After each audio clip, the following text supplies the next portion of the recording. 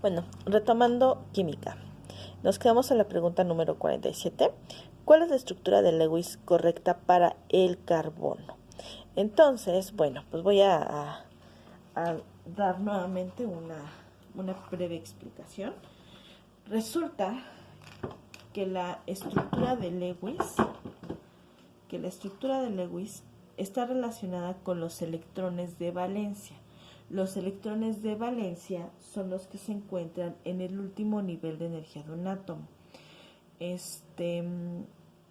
Digamos que son como capitas alrededor del núcleo. Entonces, si nosotros dibujáramos por aquí el núcleo de un átomo, creo que sería mejor dibujarlo más para acá, para que tengamos un poco más de... Ahora sí que vamos a suponer que ese es el núcleo de mi átomo. Y entonces, bueno, pues lo que yo quiero es poner aquí mis niveles de energía. No se distingue mucho de este azul. Entonces, podemos decir que básicamente los podríamos dividir en estos niveles de energía. Entonces, vamos a tener que 6 todavía me falta. Tenemos que en el primer nivel de energía se aceptan un total de 2. Luego sigue 8, 18, 32, 18, 8. Me pasé por un nivel. Entonces este último lo vamos a borrar.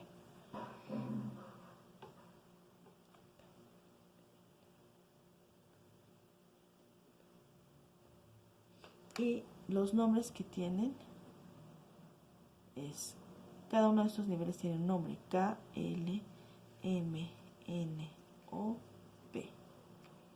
Esos serían los diferentes niveles de energía. Podemos basarnos en estos.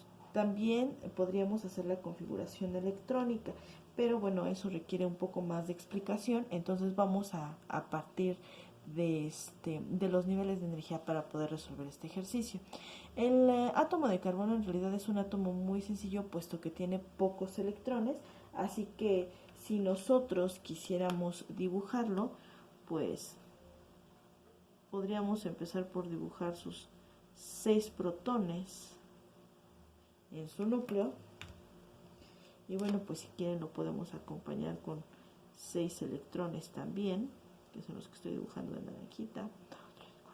6. Y después pues nos tocaría dibujar sus electrones alrededor de 1. Solo requiere 2 niveles en realidad. No requiere más, puesto que el primer nivel le caben 2 electrones. Si el número atómico del carbono es 6, lo sabemos por la pregunta anterior, pues entonces quiere decir que al último nivel de energía le van a tocar exactamente 4 electrones. Y entonces, bueno, pues este podría ser un modelo a grosso modo del átomo de carbono. La configuración de Lewis pues es mucho más sencilla. En lugar de realizar todo este dibujo, lo que hacemos es ponemos el símbolo del elemento y únicamente los electrones que se encuentran en el último nivel de energía. En este caso vemos que son 4. Entonces la respuesta, que aquí no se logra ver muy bien, sería el inciso A para la pregunta 47. La pregunta 48 está igual, muy sencillita. Nada más nos pide el símbolo del cobre es CuQ, la A. Y la 49. El enlace covalente se presenta entre átomos que comparten electrones.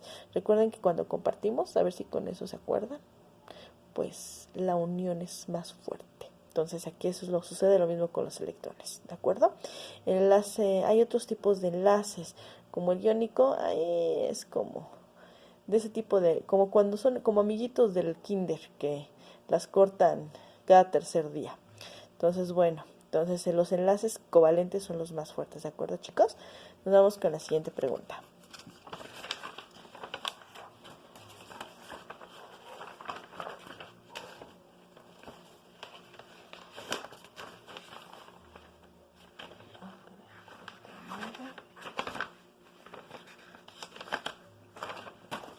La siguiente pregunta es la 50. Entonces, dice así la número 50. ¿Cuál de los siguientes ejemplos es un fenómeno químico? Bueno, acabamos de ver los fenómenos químicos físicos. En la evaporación del agua, pues, es físico. Tengo agua líquida y luego agua en forma de vapor, pero sigue siendo agua. Al ir un refresco, pues tengo primero el refresco, y si le pongo agua, pues es refresco con agua, pero no cambian las sustancias. Sigo teniendo refresco y agua. En la combustión del carbón sí hay cambio. Tengo inicialmente carbón y después de que se da la combustión se vuelve dióxido de carbono. Entonces, la respuesta es la C. Aquí tenemos un cambio químico, ¿de acuerdo? Un fenómeno químico. La sublimación del yodo. La sublimación, jóvenes, es un cambio de estado de agregación. Ahí sí me gustaría también hacer un pequeño paréntesis, porque bueno, para que recordemos cómo está lo de los cambios de estado de agregación, vamos a ilustrarlo en la pizarra.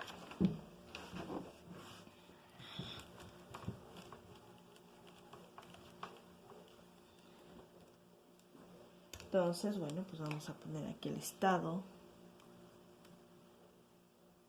líquido,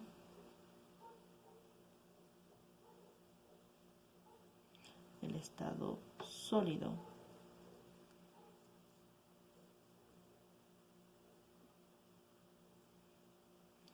y el estado gaseoso. Entonces, en el estado líquido, pues tenemos nuestra gotita de agua.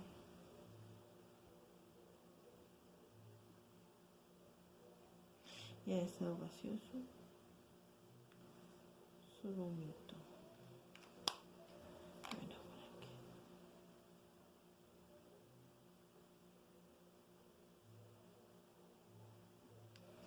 Listo.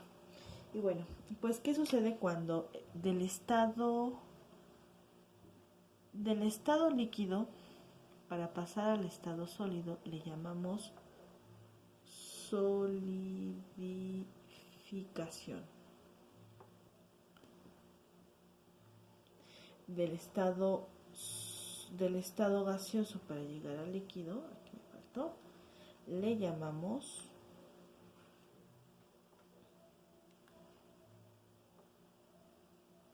condensación. Del estado sólido para llegar al gaseoso, que sí se puede, es lo que acabamos de ver, es la sublimación.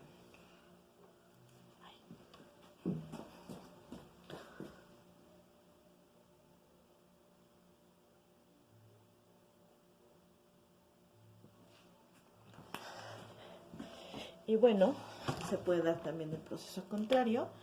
Si nosotros vamos de sólido a líquido, le llamamos fusión. Si vamos de líquido a gas, le llamamos evaporación.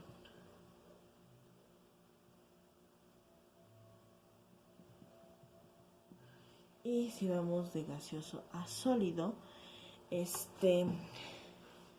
bueno, lo he visto con varios nombres, le vamos a poner aquí licuefacción.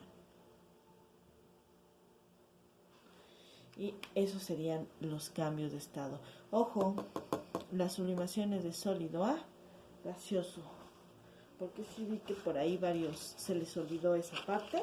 Entonces vemos que en este examen ya ha aparecido ese término varias veces, entonces sí tenemos que saber a qué se refiere la sublimación. Entonces, un ejemplo clásico pues son las pastillas desodorantes que se utilizan en los sanitarios, esas que tienen como, que son de papel celofán, que tienen un ganchito. Generalmente se ven muy monas de esta forma y hay de diferentes colores. No sé si las recuerden, en casa alguna vez las habrán usado. Y bueno, una vez que se abre el papelito celofán, lo que empieza a suceder es que pareciera que se empieza a desaparecer. Les comentaba yo cuando era niña, pues imaginaba que le echaban agua o que se deshacía porque algo sucedía. Nunca imaginé que sublimara. Lo que sucede es que estas pastillitas desodorantes subliman, entonces se van evaporando y por eso nosotros nos vamos dando cuenta que poco a poco se van deshaciendo y por eso se percibe el aroma, porque pues estamos percibiendo el estado gaseoso de la sustancia.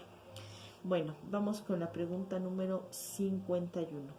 Son sustancias ácidas aquellas que tienen un valor de pH menor a 7.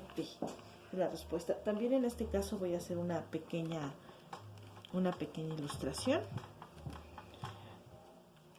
Bueno, nada más para recordar. Las sustancias ácidas son aquellas que tienen iones hidrógeno, mientras que las sustancias básicas son aquellas que tienen iones hidróxido. Y bueno, pues para que nosotros podamos identificar la sustancia, utilizamos algo que se llama escala de pH. pH significa potencial de hidrógeno. Esa escala de pH comienza tiene el medio número 7, llega hasta el 14. Y entonces, bueno, todo lo que se encuentra de este lado es ácido, todo lo que se encuentra de este lado es básico, y lo que está justamente en medio le vamos a llamar neutro, justo en el 7, ¿de acuerdo? Entre más estén cerca del 14 tenemos una base fuerte. Si está muy cerquita del neutro, pH 8, pues es una base débil. Y sucede lo mismo con los ácidos. Entre más estemos alejados del 7 va a ser un ácido fuerte. Entre más cercanos estemos del 7 va a ser un ácido débil. Y entonces, bueno, pues ahora sí, algún ejemplo, pues podemos citar el ácido clorhídrico, que es el que se encuentra en nuestro estómago y es con el que podemos digerir la carne. Quiere decir que el ácido clorhídrico deshace incluso, pues, la carne de res, ¿no? Y en el caso de un ejemplo de una sustancia básica, pues, el hidróxido de sodio, ¿no? Ese es un ejemplo. Bueno, entonces en este caso, la pregunta número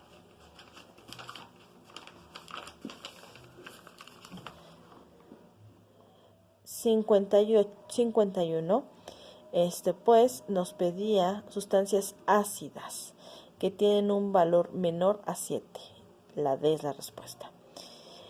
52. Son procesos de oxidorreducción.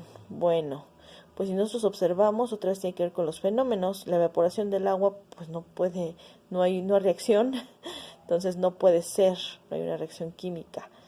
La A queda descartada. La B, la oxidación de la manzana, si es un proceso de oxidorreducción, la corrosión del clavo y la combustión de una vela. La B era la respuesta. Nos vamos con la pregunta número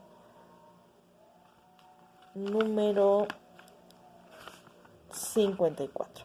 La número 54 nos dice características. Perfecto, ya vamos empezando con historia. Perdón, me salté la 53. Entonces, bueno, en este caso, jóvenes, nuevamente vamos a tratar de concentrarnos únicamente en las respuestas. Entonces, la 53. La literatura del humanismo europeo tuvo repercusiones en la cultura y el arte, provocando el inicio de una nueva época conocida como Renacimiento. Vamos a borrar el pizarrón para poder continuar, ya que estamos en historia. Entonces, estábamos con la número 53. Ahora sí, la número 54. La pregunta número 54 dice, características del Estado absolutista. La respuesta es la A. El 1, concentración del poder, mercado unificado y división de poderes.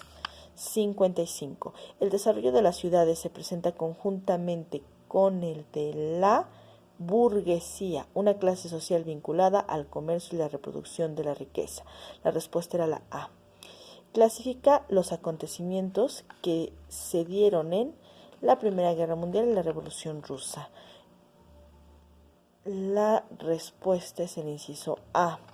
Quiere decir que en la Primera Guerra Mundial se dio el Tratado de Versalles, Batalla de Marne y el hundimiento de Lusitania, mientras que en la Revolución Rusa se dio la organización de los soviets, el Tratado de Brest-Litovsk y la tesis de abril de Lenin. Nos vamos con la pregunta número 57. Entonces, 57.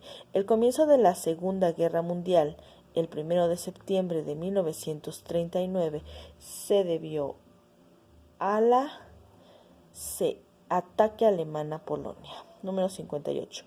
La Guerra del Golfo Pérsico entre Irak y una coalición internacional liderada por Estados Unidos surgió del interés de controlar el petróleo en esa zona del planeta. Inciso B. Dos formas de gobierno y administración de la Nueva España. La B. La 2 y la 4. La audiencia y el virreinato. Nos vamos con la pregunta número 61. Relaciona las leyes liberales con los problemas que se proponían resolver. Entonces, la respuesta es la B. Aquí la pregunta es bastante larga. El inciso B. Entonces, voy a alejarla un poco. Espero que se pueda ver más o menos aquí. Entonces, el inciso es la B. De todas formas, lo voy a leer. La ley Juárez sobre los tribunales especiales habla sobre los privilegios de militares y clérigos que no podían ser juzgados por tribunales civiles cuando cometían un delito. La Ley Orgánica de Registro Civil sobre el estado civil de las personas está relacionada con que la Iglesia es la única institución que tenía información sobre los nacimientos, defunciones y matrimonios en México. La ley 3, la ley Lerdo sobre la desamortización de los bienes de la Iglesia está relacionada con la falta de pago de impuestos por los bienes concentrados por la Iglesia, gracias a los préstamos, donaciones y diezmos. Y la ley de libertad de cultos está relacionada con el hecho de que el gobierno solo reconocía y permitía el culto de la religión católica. Todo esto pues se trató de quitar con la guerra de reforma en la época de Juárez. 62. Durante el porfiriato, el sector de la infraestructura donde invirtieron principalmente los capitalistas extranjeros fue el de los ferrocarriles. B.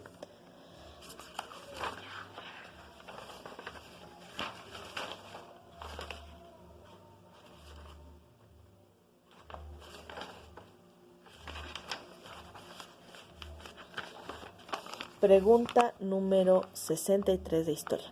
El plan de Ayala establecía entre sus postulados, es la número 63,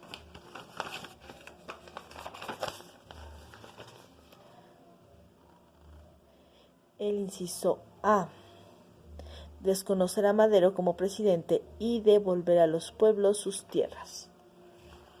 Recuerden que fue el plan que proclama Emiliano Zapata para derrocar pues a Madero. Vamos con la 64.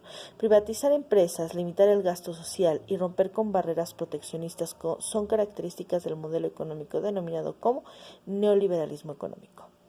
Empezamos ahora con matemáticas. Aquí sí voy a trabajar más con el pizarrón, entonces bueno, pues vamos a empezar con la número 65. La pregunta número 65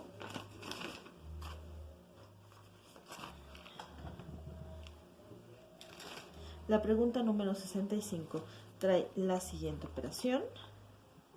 Menos 2 más 3 por 4 menos 5 por 8.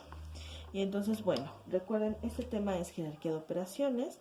Entonces, tendremos que realizar primero, según de acuerdo a lo que a jerarquía de operaciones, lo primero que tenemos que realizar son multiplicaciones y divisiones, y en segundo lugar sumas y restas, en el caso de que no haya paréntesis de agrupación presentes en la operación. En este caso sí tenemos paréntesis, pero estos paréntesis nos están indicando operaciones, nos indican multiplicaciones, no son paréntesis de agrupación.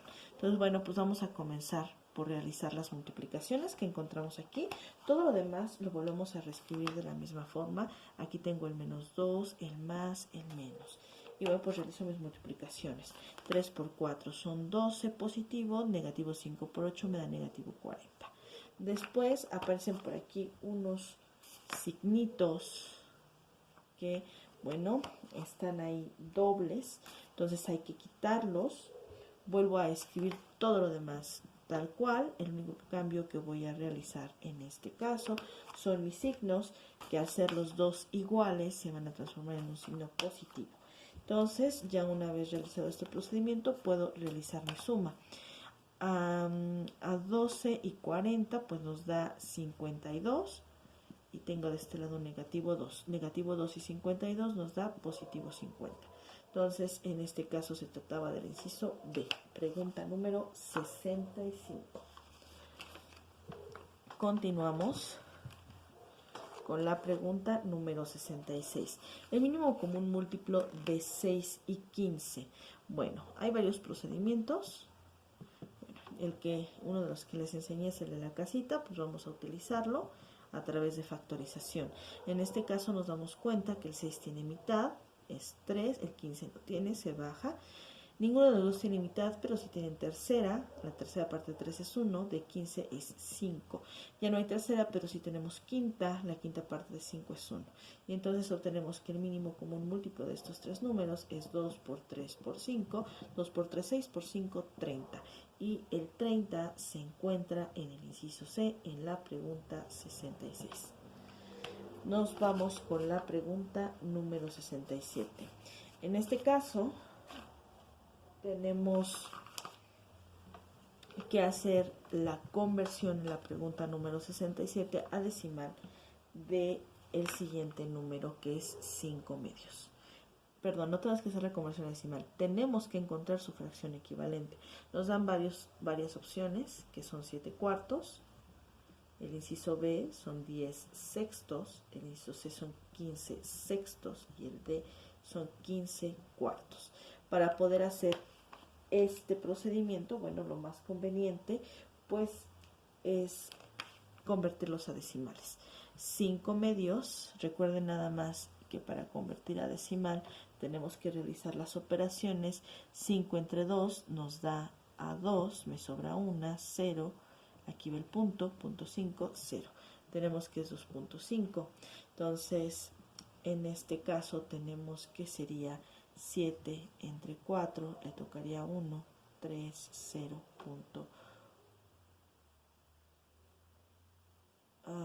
7, 2, 0, 5. Este es 1.75. Entonces no es equivalente con esta.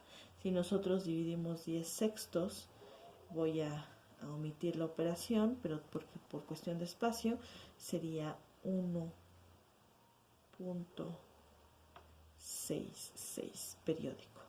Caso de 15 sextos, aquí esta sí la vamos a hacer para que veamos qué es lo que sucede. 15 entre 6 le toca a 2 enteros, sería 6 por 2, 12, 3, 0.5. Y vemos que aquí aparece justamente el 2.5 que teníamos en la de arriba. Entonces la respuesta es la C, no tiene caso que continúe con el procedimiento. Pasamos con la pregunta número 68. Entonces, la pregunta número 68 es así. X menos 3 igual con 6. Lo más fácil, bueno, una de las opciones es realizar el despeje. En este caso, bueno, la que tenemos que dejar solita es la X. El negativo 3 está restando, pasa del otro lado sumando. Lo muevo y entonces tengo que X es igual a 9. Y la respuesta la encontramos en el inciso D. Estamos hablando de la pregunta número 68. Nos vamos con la pregunta número 69. La pregunta número 69. Entonces, en la pregunta número 69 nos piden realizar una factorización. Bueno, voy a explicar un poquito la fórmula general de la factorización para poder llegar a la factorización. Hay que recordar para empezar que factorizar significa convertir un número en una multiplicación, expresar un número como una multiplicación. En este caso, como estamos hablando de álgebra, pues tenemos que el número está representado por una expresión algebraica, que es x cuadrada menos 6x más 9. Bueno, para tener un poco de espacio, voy a borrarlo. Y bueno, pues vamos a explicar cómo se puede realizar la factorización. En los temas que se ven durante el ciclo escolar en la escuela, pues es para empezar productos notables, y a partir de productos notables nosotros obtenemos ciertos resultados y de ahí podemos llegar a la factorización, ¿no? Entonces voy a explicar. Si nosotros tuviéramos el siguiente producto, un binomio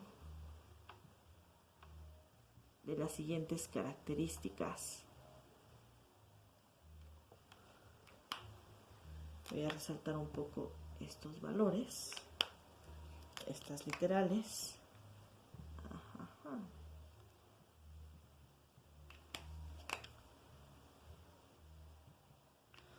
Y nosotros, a través de este producto notable, pues entonces lo que vamos a obtener es la siguiente expresión. Obtendríamos nuestra x cuadrada, obtendríamos un término en x y obtendríamos un término independiente. Resulta que aquí podemos obtener a, y bueno, B.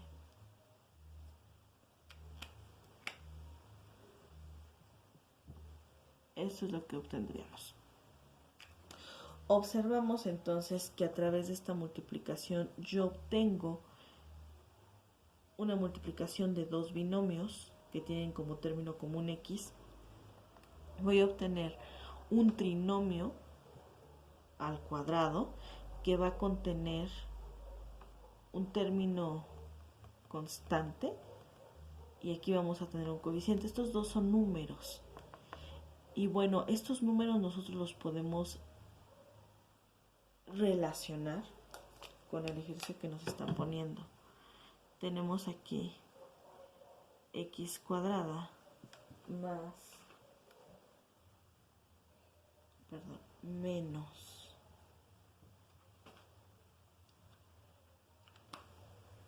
pongámosla con rojo, 6x más,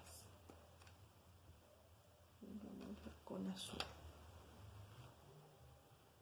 9. Y entonces nosotros nos podemos dar cuenta que 9 proviene de este producto y que el 6 proviene de esta suma.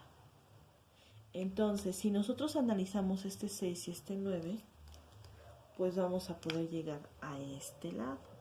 Mientras que de aquí fuimos para acá, también podemos ir para acá. Y entonces, quiere decir que voy a poder llegar a un caso determinado, aquí precisamente, donde pueda yo determinar cuánto vale A, cuánto vale B. ¿Cómo lo voy a hacer? Pues entonces tengo que encontrar dos números, porque A y B son dos números, son los que están aquí y también los tengo aquí. Tengo que encontrar dos números que multiplicados me den 9, pero que sumados me den 6. Hay un montón de posibilidades para obtener un 9. Por ejemplo, se me ocurre 9 por 1, también podría ser menos 9 por menos 1, también podría tener 3 por 3 o negativo 3 por negativo 3. En todos esos casos podría obtener 9. Esos son los primeros que se me vienen a la mente. Podrían ser más, podrían ser incluso decimales. Pero bueno, generalmente estos ejercicios son exactos. Es muy difícil que aparezca un número decimal. Entonces seguramente la respuesta está en alguno de estos cuatro casos. Ahora, si ya voy observando estos cuatro casos, tendría que ver en cuál mi suma me va a dar negativo 6. 9 y 1, 9 más 1, no me da 6, me da 10. Definitivamente no es el caso, ¿no? Si yo sumo negativo 9 y negativo 1, pues me va a dar negativo 10, tampoco. 3 más 3 me da 6 positivo, pero menos 3 y menos 3 me da negativo 6, que es justamente el número que yo estaba buscando, ese negativo 6. Entonces, acabo de encontrar cuál es mi respuesta. Entonces aquí tenemos ese par de números. Resulta que en este caso, en específico, pues se trataba de números iguales. Entonces, bueno, pues la respuesta, como vemos que es el mismo, que estoy multiplicando este número por el mismo, entonces puedo definir que esto es x menos 3 al cuadrado. Y bueno, pues esa respuesta la encontramos sin dudarlo en el inciso A de la pregunta número 69. ¿De acuerdo? Pasamos al ejercicio número 70. El ejercicio número 70 también nos pide lo mismo. Se trata de una ecuación que tenemos que factorizar. Aquí podemos utilizar otro método. Se puede utilizar el mismo de hace un momento, pero bueno, voy a utilizar en este caso uno que es más directo. En este caso veo que tenemos un factor que se encuentra común en ambos términos, que es la x. Entonces saco la x y obtengo x menos 2 igual con 0. Ya lo tengo. Y a partir de la factorización, aquí lo que hice fue factorizar por el método del factor común. ¿De acuerdo? Eso fue lo que hice. Y a continuación lo que voy a hacer es despejar. Para despejar lo que voy a hacer es, bueno, les voy a dar un nombre a cada una de mis x. Como es una ecuación de segundo grado, voy a tener dos resultados. De acuerdo al grado de las ecuaciones, es el número de soluciones que se van a presentar. Una ecuación de grado 1 tiene solamente un resultado, una ecuación de grado 2 tiene dos resultados, ecuación de grado 3, tres resultados, y así sucesivamente. Entonces, para no perderme, de una vez voy a hacer esto. Voy a empezar por despejar x1. Si yo despejo x1, entonces este término, x2 menos 2, pasa dividiendo al 0. Toda división entre 0 me da, pues 0, y entonces obtengo mi primer resultado. x1 es igual a 0. Y ahora pues voy con el segundo despeje. Entonces igual, parto de lo mismo, pero en este caso ahora voy a dejar x2 menos 2 de este lado y voy a mover del otro lado x1. Entonces yo sé que x2 menos 2 es igual con 0. En este caso el menos 2 está restando, pasa del otro lado sumando, me queda x2 es igual a 0 más 2. Y entonces sé que x2 es igual con 2. Y entonces aquí ya tengo mi segundo resultado. De acuerdo a esto, la respuesta, tenemos que x1 es 0, x2 es 2, pues va a ser el inciso A. ¿De acuerdo?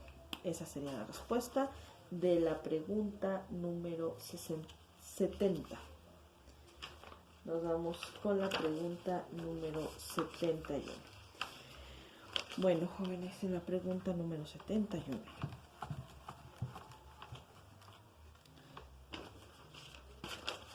Aquí nos piden analizar una gráfica. Nos dice el precio de un libro de física es de 59 pesos. Si el precio se mantiene igual durante 6 años, ¿cuál es la gráfica que representa esta situación? La A no puede ser. Nos dice que se tiene que mantener igual. Y aquí, primero no tiene precio. Y después a los 6 años, hasta el 59 se va. Entonces no es. La B, aquí tenemos la respuesta. Vemos que durante 6 años se mantiene constante en 59 pesos, de principio a fin. Entonces, la respuesta es la B. Nos vamos con la pregunta número 72. La número 72 se trata de sacar el promedio de las calificaciones de un grupo de alumnos. Entonces, el promedio, hay que recordar que es la suma de todos los valores. En este caso, las calificaciones son 5, 6, 7, 8 y 9. Y bueno, pues vamos a empezar por esa parte. Sumar 5 más 6 son 11 y 7 son 18 y 8 26 y 9 son 35. Después de ese 35 lo tengo que dividir entre el número de datos. Tengo un total de 1, 2, 3, 4, 5 datos.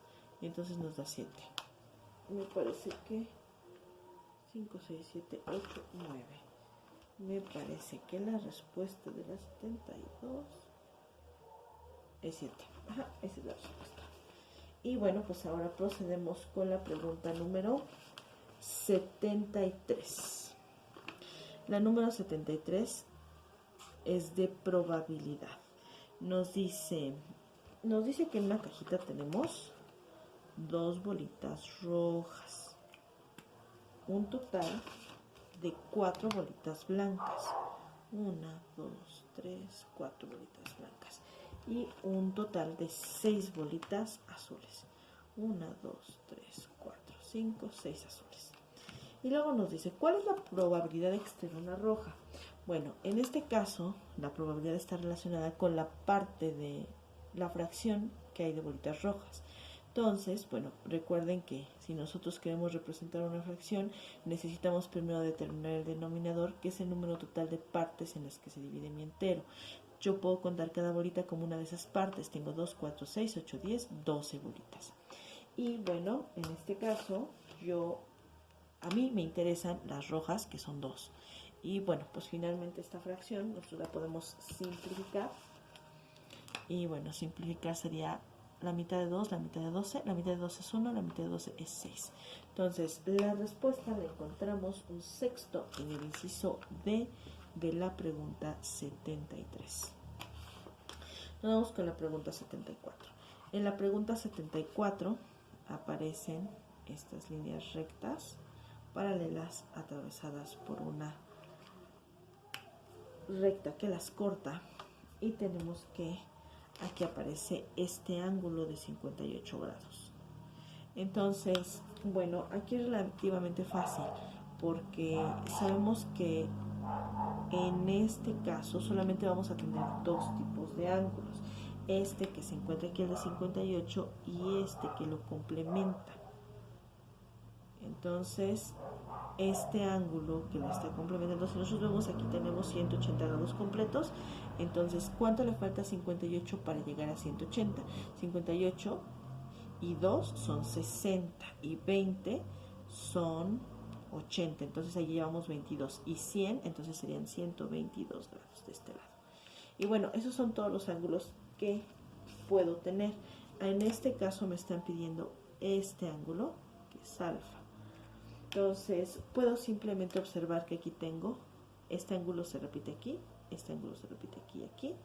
Y bueno, ese azul se está repitiendo de este lado y también se repite aquí y aquí. Entonces, alfa es 122 grados.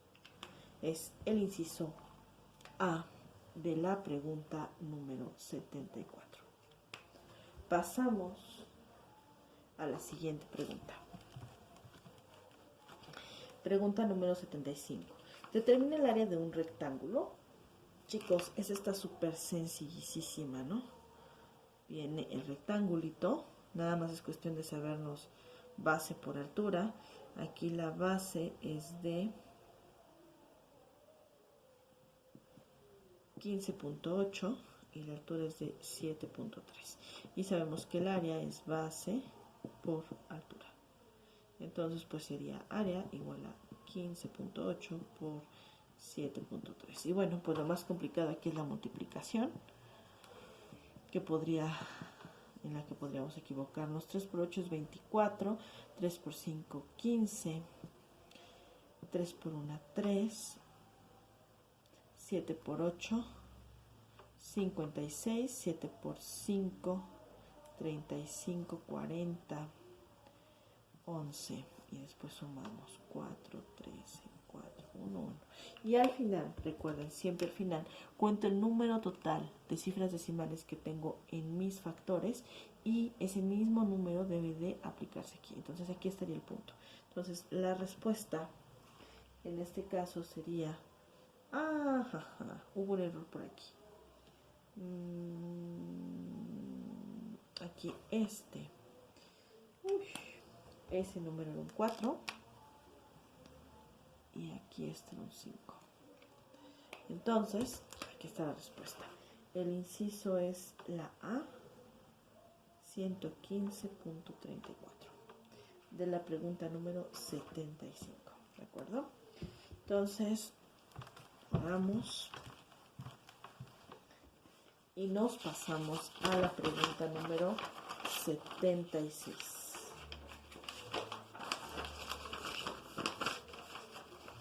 la 76 dice, ¿cuál es el volumen de un cubo de 10 centímetros de lado? Bueno, pues está súper sencilla. Si tenemos el cubito, recordamos que el volumen de un cubo es lado al cubo. Entonces, si mide 10, pues entonces sería 10 al cubo, y 10 al cubo no es otra cosa más que 1000. Esa es la respuesta. El inciso que contiene esta respuesta es el D de dedo de la 76. En el caso de las preguntas de habilidad verbal,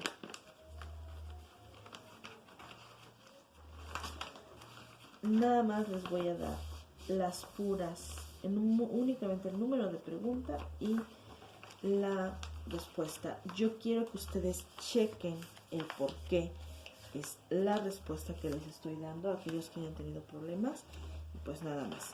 Entonces se las voy a dictar.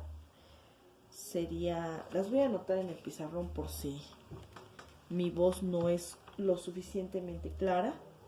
Entonces vamos a empezar con la 77, que es el inciso C, 78 C, 79 C, 80 C, 81 C, 82 es la B, 83 es la A, 84 es la C, 85 es la C, 86 es la D, 87 es la C, 88 es la B, 89 es la D, 90 es la B, 91 es la C, 92 es la D. ¿De acuerdo, jóvenes? Esas serán las respuestas. Si necesitan realizar una pausa, bueno, pues pónganle un pausa y pueden revisarlas. Voy a borrar el pizarrón y vamos a continuar con la parte de geografía. ¿De acuerdo? Entonces pasamos con la parte de geografía. Nos dirigimos directamente a la pregunta número 93.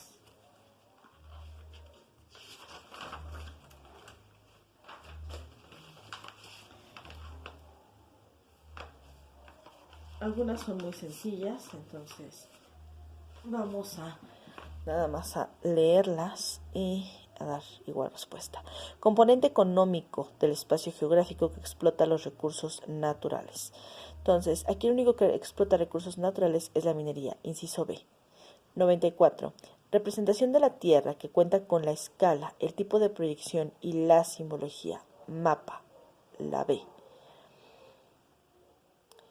95. Consecuencia de la traslación terrestre.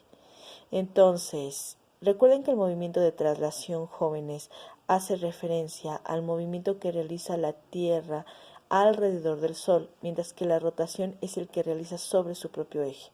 Entonces, en este caso es la observación de diferentes constelaciones a lo largo del año. Esa sería la respuesta, la B. Las otras, lo que es sucesión del día y la noche, diferencias de horarios en el mundo y la trayectoria de las corrientes marinas, se deben al movimiento de rotación, al giro de nuestro planeta. 96. Las zonas de mayor sismicidad se relacionan con límites de placas. Incluso, bueno, pues ya hicieron ustedes un mapita de límite de placas. Bueno, esos mapas los obtuvieron gracias a los sismos que se dan todo el tiempo y que se van registrando. Entonces esos registros nos han permitido determinar dónde se encuentran esos límites de placas, dónde se encuentra rota la corteza terrestre, por decirlo de alguna manera. Pasamos a la 97. Etapa del ciclo hidrológico que contribuye a la formación de las corrientes que alimentan los cuerpos de agua, como lagos, lagunas y mares. Entonces, etapa del ciclo hidrológico. Pues parece que podría ser la B. 97 es la A, precipitación, se refiere a la lluvia. 98. Identifica qué factor del clima se describe en el siguiente texto. La diferente incidencia de los rayos solares sobre la Tierra se encuentra íntimamente relacionada con la cantidad de calor presente en el aire, la cual aumenta o disminuye según la posición que se